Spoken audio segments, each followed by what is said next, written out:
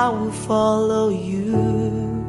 That's my promise, and I will follow you till the end, and I will follow you, for no other has loved me more. Hidup sebagai seorang murid adalah kehidupan di mana orang mengerti tentang tanggung jawab, di mana orang mengerti tentang komitmen, bukan hanya tentang menerima berkat dari Tuhan, tetapi juga tentang bagaimana menjadi berkat. Itulah kehidupan Kristen yang sejati, itulah kehidupan Kristen yang sesungguhnya, dan itulah yang menjadi tanda seharusnya di dalam kehidupan kita, yaitu menjadi seorang murid Kristus. Kalau kita membaca Alkitab, di dalam Alkitab dikatakan di Roma pasal yang ke-10 ayat yang ke-13 sampai dengan ayat yang ke-17 demikian.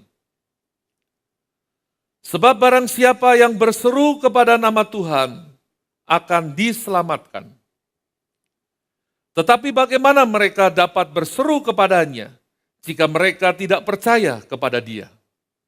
Bagaimana mereka dapat percaya kepada Dia jika mereka tidak mendengar tentang Dia? Bagaimana mereka mendengar tentang Dia jika tidak ada yang memberitakannya? Dan bagaimana mereka dapat memberitakannya jika mereka tidak diutus? Seperti ada tertulis, betapa indahnya kedatangan mereka yang membawa kabar baik. Tetapi tidak semua orang telah menerima kabar baik itu.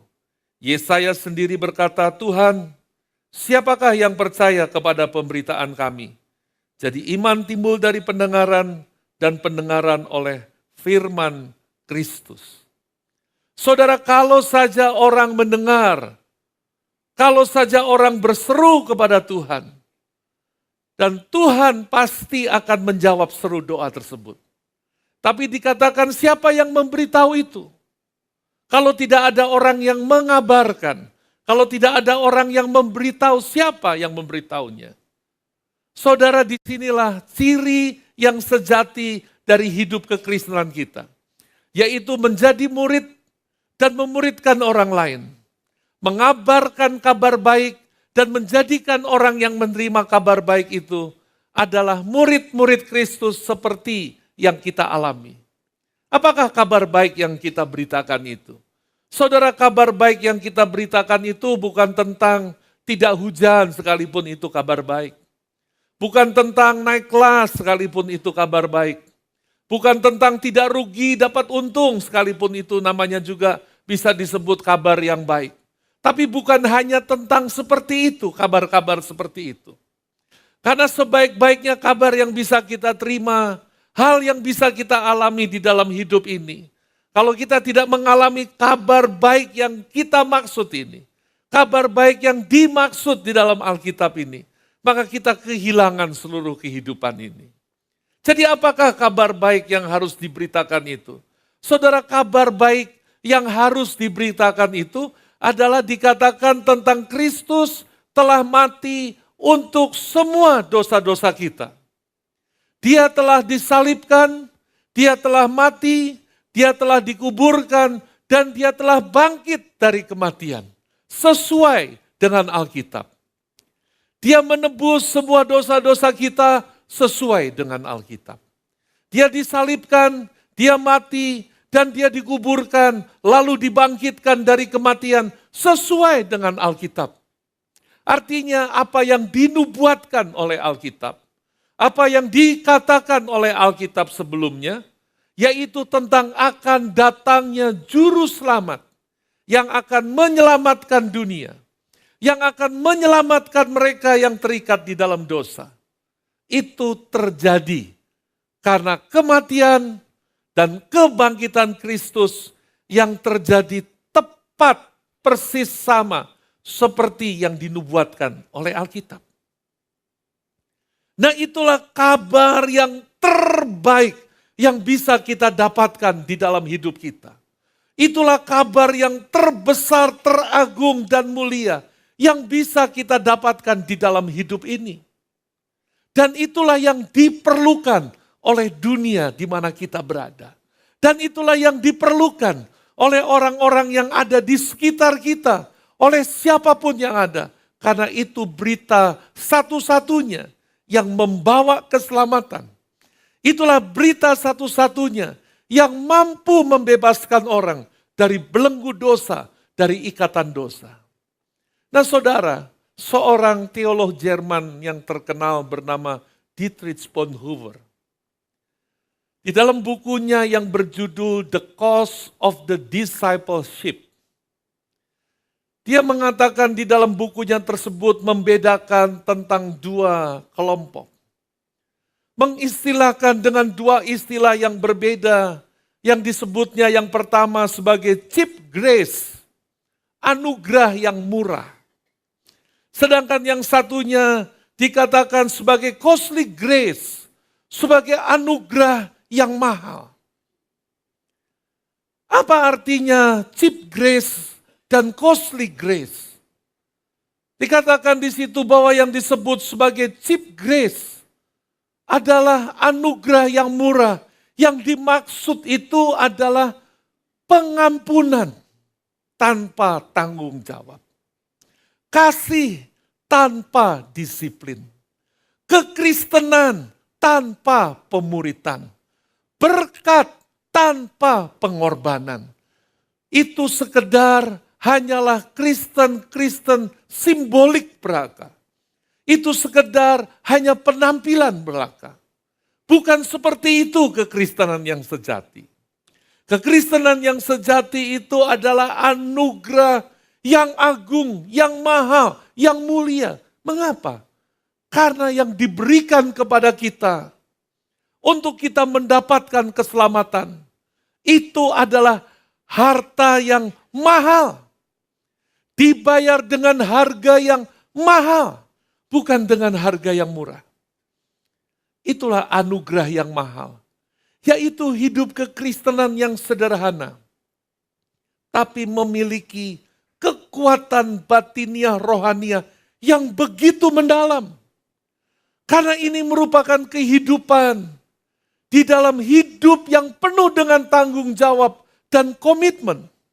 Orang yang mengerti dan menyadari kalau ada anugerah, maka di situ juga ada tanggung jawab. Kalau ada pengampunan, maka di situ juga ada tanggung jawab.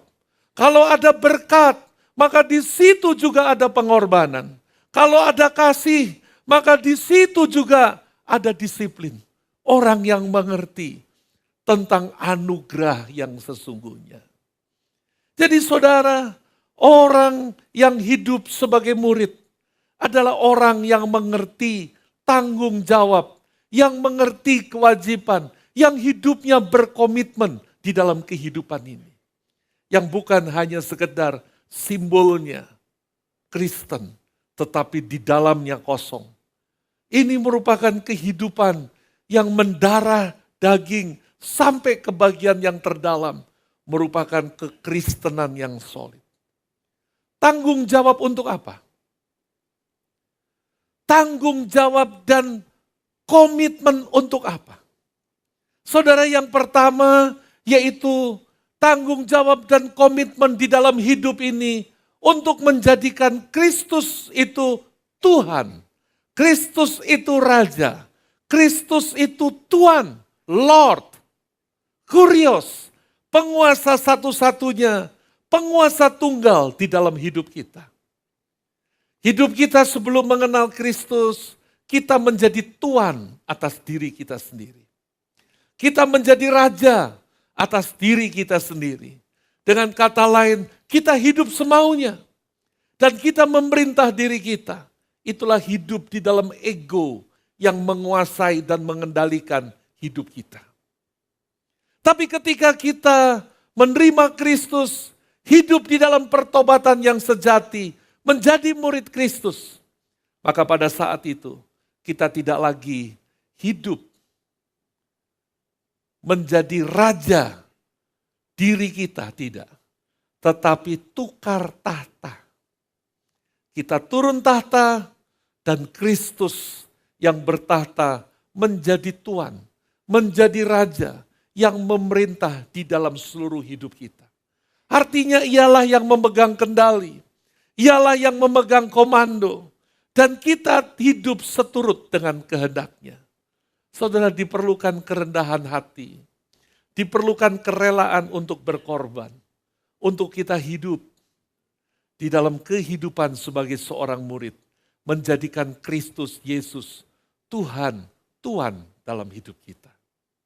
Itu sebabnya yang kedua tentunya kalau Ia yang menjadi Raja, Ia yang menjadi Tuan di dalam hidup kita, maka tanggung jawab kitalah, kewajiban kitalah, dan kita harus berkomitmen tinggi di dalam hidup kita untuk kita hidup melakukan kehendak Tuhan di dalam hidup kita. Hidup bukan lagi tentang apa yang aku mau, tapi hidup tentang apa yang Tuhan mau. Alkitab mengatakan hidupku bukan aku lagi, tetapi Kristus Yesus yang ada di dalamku. Dan yang ketiga, tanggung jawabnya, komitmennya adalah tanggung jawab dan komitmen untuk menyampaikan kabar baik itu. Dan membagikan kabar baik dan menjadikan orang yang menerima kabar baik itu murid Kristus. Itu merupakan tanggung jawab kita.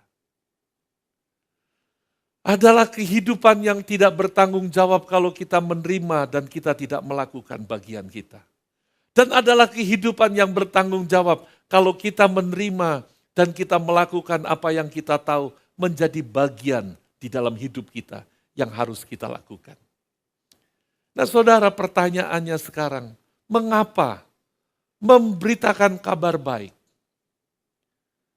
dan memuridkan orang lain itu merupakan hal yang penting bagi hidup kita? Kenapa hal itu merupakan hal penting bagi kita? Kenapa kita harus melakukan itu? Tidak bisa tidak, kita harus melakukannya. Yang pertama alasannya adalah karena itu merupakan perintah Tuhan. Saudara. Itulah yang diperintahkan kepada kita di dalam perintah agung, di dalam amanat agung. Dan kalau itu perintah yang diberikan kepada kita, maka kita harus mentaatinya. Saudara, itu perintah yang diperintahkan kepada kita untuk memberitakan kabar baik, untuk menyampaikan kabar baik ini, dan menyampaikan kabar baik ini kepada semua orang, dan menjadikan mereka murid-murid Kristus. Itu tanggung jawab bagi kita. Karena itu diperintahkan oleh Tuhan. Dan yang kedua, kenapa kau memberitakan kabar baik dan memuridkan orang itu penting? Saudara, karena berita baik tersebut dan memuridkan orang itu merupakan jalan satu-satunya yang mampu menyelesaikan semua pergumulan yang ada di dalam kehidupan manusia. Dan menyelesaikannya dengan tuntas. Menyelesaikannya sampai selesai. Saudara katakan, name it, pergumulan apa yang ada. Pergumulan apa yang mungkin dihadapi oleh seseorang. Pergumulan di dalam rumah tangga kah? Pergumulan di dalam pekerjaan kah?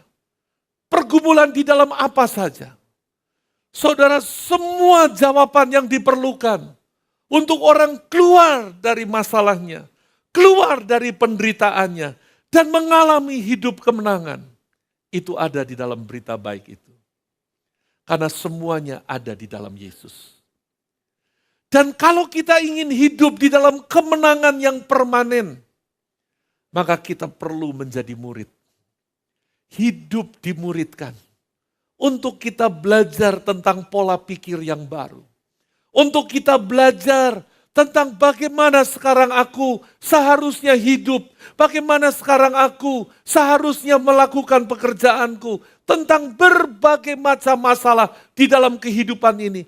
Tentang juga bagaimana aku seharusnya menjalani kehidupan rumah tangga ini. Saudara, kalau ingin hidup rumah tanggamu itu menjadi manis dan indah dan terus manis dan indah, jadilah seorang murid Kristus. Belajarlah menjadi seorang murid Kristus. Maka tidak ada masalah dalam pernikahan yang tidak ada jalan keluarnya. Enggak ada. Tidak ada masalah dalam rumah tangga yang tidak ada penyelesaiannya. Tidak ada. Jadi semuanya ada jawaban untuk seluruh pergumulan, masalah, penderitaan ada di dalam kabar baik itu. Dan ada di dalam kehidupan seorang murid. Pada waktu tahun 2000 terjadi krisis. Perusahaan-perusahaan online yang ada yang hebat-hebat pada waktu itu di dunia banyak yang mengalami kehancuran. Ada satu perusahaan online yang dirintis dengan susah payah oleh dua orang yang bernama Julian Watts dan Warren Sinclair. Menjadi perusahaan yang cukup sukses, yang cukup berhasil. Tapi tahun 2000 ia ikut keterpa dengan krisis yang ada dan perusahaannya mengalami kehancuran. Di dalam kehancurannya itulah ia menemukan Tuhan. Tapi di dalam kehancurannya itu pula lah, bukan hanya ia menemukan Tuhan, tapi ia menjadi seorang murid Kristus yang sejati. Sehingga di dalam kehancurannya itulah, ia membangun kembali dari puing-puing kehancurannya. Tidak lama kemudian tahun 2001, perusahaannya mulai naik. Dan dalam waktu singkat hanya beberapa tahun saja, perusahaannya sudah merambah ke 60 negara di dunia. Dan menjadi perusahaan yang sangat hebat sekali. Saudara, rupanya di dalam kehancurannya, ia mengenal Tuhan. Di dalam kehancurannya, ia belajar kembali membangun hidupnya menjadi seorang murid Kristus. Dan di dalam perjalanannya menjadi seorang murid Kristus, ia menemukan banyak hal yang sebelumnya ia tidak ketahui. Dan yang sekarang dia ketahui. Dan disitulah dia membangun kembali. Struktur perusahaannya dirubah, visi misinya dirubah, kemudian strateginya dirubah. Bahkan orang-orang yang bekerja yang pada waktu itu berhamburan keluar, yang pada waktu itu terpaksa di PHK, mulai cari orang-orang baru. Orang-orang yang bekerja pun semua mengalami pembaruan. Setiap pagi sebelum memulai bekerja, dua orang sahabat ini memulainya dengan berdoa. Nanti stafnya mulai datang pagi itu, mereka akan sama-sama seluruhnya berdoa. Siang hari nanti pada waktu break makan siang, beberapa orang sengaja dibagi bergilir setiap hari ada yang berdoa. Seminggu sekali nanti bersama-sama seluruh staf pada hari tertentu mereka akan berdoa bersama-sama. Ada pendeta yang diundang untuk berdoa bersama-sama di situ. Dari mana ia belajar itu? Dari mana dia melakukan itu? Bagaimana dia mengetahui? Bagaimana memiliki strategi yang baru? Menjadi murid Kristus. Hanya itu satu-satunya yang bisa membuat orang keluar dari masalah dan hidup dalam kemenangan yang permanen. Karena ia menerima kabar baik dan kemudian menjadi seorang murid Kristus. Saudara, jadi murid itu bukan sekedar ikut pelajaran Alkitab sekian minggu selesai, tidak. Tapi itu merupakan perjalanan seumur hidup. Karena kita harus terus menerus belajar, terus menerus mengalami perubahan di dalam hati kita, di dalam cara berpikir kita, terus menerus berubah menjadi seperti serupa Kristus. Yang ketiga, kenapa hal itu penting? Memberitakan kabar baik dan menjadikan orang itu murid. Kenapa itu penting? Saudara, karena satu-satunya hal yang bisa membuat kita bertahan, satu-satunya pertahanan yang paling kuat, yang bisa kita bangun di dalam kehidupan kita, tidak ada lain, hanya itu saja satu. Hidup menjadi murid dan mengabarkan kabar baik itu. Banyak orang tanya begini, Pak, bagaimana caranya ya supaya di dalam hidup saya ini saya bisa bertahan di tengah-tengah serangan dan pergaulan yang begitu mengerikan sekarang ini. Bagaimana supaya saya bisa bertahan dan saya tidak jatuh di dalam dosa? Saya katakan tidak ada pertahanan yang paling kuat, enggak ada. Sekuat-kuatnya kita bertahan, satu hari akan rontok juga. Kenapa? Karena kita bukan didesain oleh Tuhan untuk hidup bertahan, bukan. Kita didesain oleh Tuhan untuk hidup bertindak. Kita didesain oleh Tuhan untuk hidup kita itu menyerang, bukan bertahan, nunggu, bukan. Sehingga cara bertahan satu-satunya, bahkan cara untuk kita bertumbuh dengan cepat, cara untuk kita berbuah-buah, yaitu jadilah seorang murid. Dan kabarkanlah kabar baik itu. Dengan kita menyampaikan kabar baik. Dengan kita membagikan iman kita kepada orang lain. Iman kita bertumbuh. Dengan kita mengajar orang lain tentang kebenaran yang kita dapatkan. Mereka bertumbuh, kita juga akan terus bertumbuh. Mereka kuat, kita juga akan kuat. Saudara Paulus, saya bacakan ini ya. Paulus itu baru saja mengenal Yesus. Paulus baru saja mengalami mujizat. Mengalami perjumpaan dengan Yesus. Kemudian matanya buta. Dan kemudian dia mengalami mujizat karena kesembuhan dari matanya itu. Itu peristiwa yang terjadi di Damsyik, di Damaskus.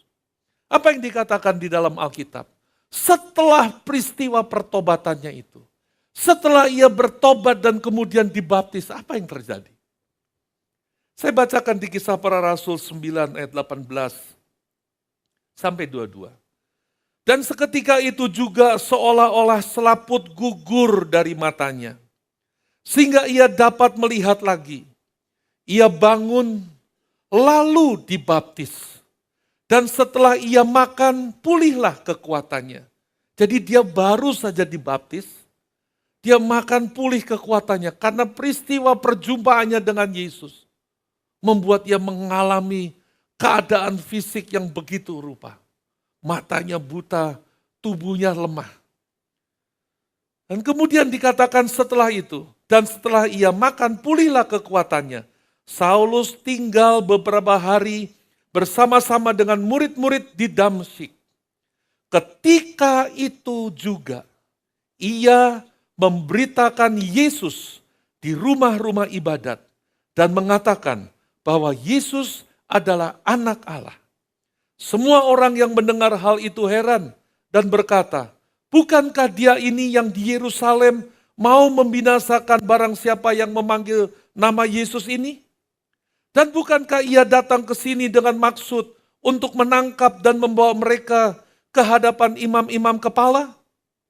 Akan tetapi, perhatikan ini, akan tetapi Saulus semakin besar pengaruhnya. Dan ia membingungkan orang-orang Yahudi yang tinggal di Damsyik. Karena ia membuktikan bahwa Yesus adalah Mesias. Dia baru bertobat, saudara. Baru saja bertobat. Baru saja dibaptis. Apa yang dilakukan? Langsung dia bersaksi. Langsung dia ceritakan. Langsung dia kabarkan kabar baik itu. Mungkin ada orang yang bertanya, kapan waktu yang tepat untuk aku terlibat bersaksi, menyampaikan kabar baik? Apakah kalau sudah lulus sekolah Alkitab? Apakah kalau sudah selesai training penginjilan? Enggak, saudara. Saudara boleh ikut itu semua, dan itu kalau saudara bisa ikut itu semua, baik, bagus, dan bahkan saya anjurkan. Tapi jangan tunggu sampai itu semua selesai. Bahkan jangan tunggu untuk ikut itu dulu baru kita bersaksi, jangan. Yang penting kita sudah mengalami lebih dahulu. Yang penting kita ini sudah lebih dahulu menerima kabar baik itu dan membuka hati kita bagi Kristus dan mengalami perjumpaan dengan Kristus. Itu sudah jadi berita. Itu sudah menjadi kekuatan. Itu sudah menjadi message yang bisa kita bagikan kepada orang lain. Dan itu yang dilakukan oleh Paulus. Dia nggak belajar banyak. Dia nggak tahu banyak, tapi ia mengalami. Dia mengalami Kristus. Dan itu yang dia ceritakan. Dan dikatakan semua orang yang mendengarnya terheran-heran. Mereka katakan, loh ini kan orang yang membenci orang Kristen. Yang mengejar-ngejar orang Kristen. Bukankah dia kesini mau menangkap orang Kristen? Tapi kok malah sekarang berbalik? Apa nggak salah nih? Tapi semua terkagum-kagum, terheran-heran. Karena dia memberitakan kebenaran tentang Yesus itu Tuhan. Saudara, kalau kita memberitakan itu, kalau kita menyampaikan berita itu, maka berita itu sebetulnya menjadi jawaban yang diperlukan, yang dinantikan oleh banyak orang. Itu sebabnya yang keempat. Di luar sana, mengapa menyampaikan berita baik ini penting? Mengapa menyampaikan berita baik dan memuridkan orang itu penting? Saudara, karena di luar sana ada begitu banyak orang yang hidup dalam kegelapan, yang seumur hidupnya tidak pernah mendengar. Mereka mau berseru kepada Tuhan yang hidup mereka tidak tahu. Mereka berseru-seru kepada Allah yang keliru dan mereka tidak pernah mendapat kelepasan. Tadi Roma mengatakan kalau saja mereka berseru kepada Tuhan, Tuhan akan menjawabnya. Tapi siapa yang akan memberitahu kepada mereka bahwa ada Tuhan yang hidup yang mendengarkan doa mereka? Bagaimana mereka bisa mendengar kalau tidak ada yang memberitahu kepada mereka? Bagaimana mereka bisa tahu kalau tidak ada yang diutus untuk menyampaikan berita itu? Saudara, kita semua diutus oleh Tuhan. Kita semua mempunyai tanggung jawab. Kita semua mendapatkan perintah agung. Karena ada begitu banyak orang di sekitar kita yang memerlukan berita baik itu. Mereka menantikan, mereka menunggu. Kapan pembawa berita itu datang? Kapan orang yang akan memberitahu kepada saya bahwa ada Yesus yang sudah mati, dikuburkan, bangkit dan hidup kembali. Dan ia yang menjadi jalan keluar bagi pergumulanmu. Kapan orang itu datang? Mungkin orang itu adalah saudara. Dan selama ini orang-orang di sana menantikan, menunggu kehadiran saudara. Saudara, bagaimana caranya? Secara praktis kita menyampaikan kabar baik itu. Membuat langkah-langkah praktis yang kecil. Yang pertama berdoa, saudara. Kenapa penting berdoa? Karena berdoa itu mengubah hati orang. Berdoa itu mampu menyiapkan hati orang, tapi juga berdoa itu menyiapkan hati kita, mengubah hati kita. Mulailah berdoa untuk orang-orang yang ada di sekitar kita yang belum kenal Yesus. Tapi jangan lama-lama doanya. Ada yang udah 6 tahun berdoa terus, tapi nggak melangkah-melangkah.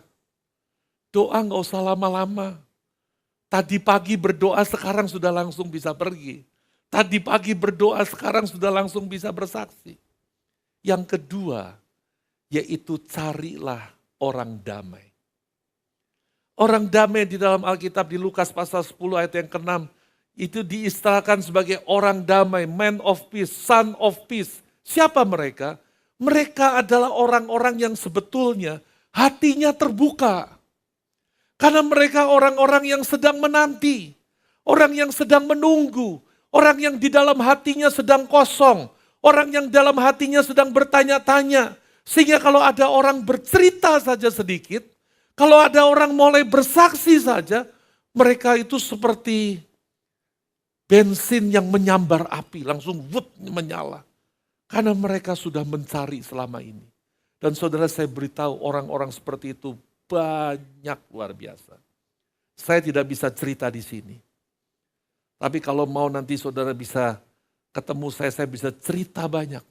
Orang-orang yang tidak kita bayangkan bahwa mereka akan menerima kabar baik itu. Ternyata begitu diberitakan, hati mereka langsung terbuka. Mereka langsung menerima, mereka menangis dan dibaptis. Dan itu membuat banyak orang heran. Wow, kok bisa? Saudara, itu man of peace. Itu son of peace. Orang yang sedang menunggu, mana ini pembawa berita. Bisa nggak kita ketemu dengan orang-orang yang sulit? Orang-orang yang tidak mau, orang-orang yang menolak, bisa. Nggak apa-apa, tetap lakukan. Alkitab katakan, taburkan terus benihmu. Karena engkau tidak tahu mana yang tumbuh. Siapa tahu yang itu yang tumbuh. Nggak apa-apa, tabur terus, rawat terus, tabur terus, rawat terus. Dan yang ketiga, secara praktis, berani melangkah. Itu saja. Mulai bersaksi. I will follow you, that's my promise. And I will follow you till the end. And I will follow you for no other.